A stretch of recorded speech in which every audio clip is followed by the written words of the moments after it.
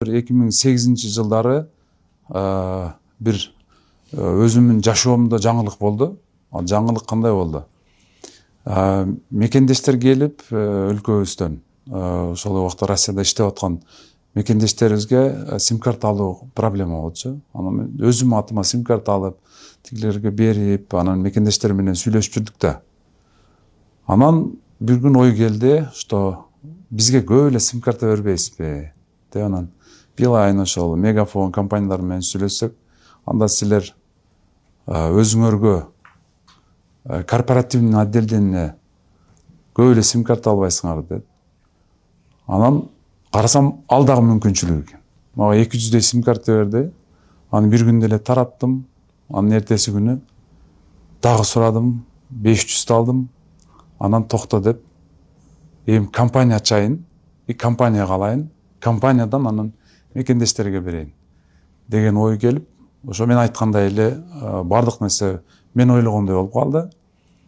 Андан кийин ошол убакта 13 сомдон болгон звоноктор Кыргызстанга 13 сомдон чалчу элек да минутасына. Мен сунуш киргиздим Билайынга, айттым, бизге арзаныраак тарифти берсеңиздер болот. Болот, бизде мондай эсеп бар, бир айда 350 сомдон аз эмес сүйлөшүшүңөр керек деген талап бар экен, жана папкасында. Аны биз жөнүнө сүйлөшөбүз дедик.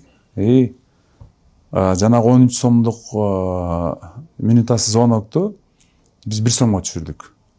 Россиянын 42 шаарында филиалын ачып, 900дөн ашык киши биздин компаниябызда иш алып барды. Россия боюнча алганыбызда миллиарддан ашык соода кылып аттык ежемесячно. Биз максимальный бир жылда 1,5 миллиондон ашык кишини жаңы подключение кылып аттык да эми.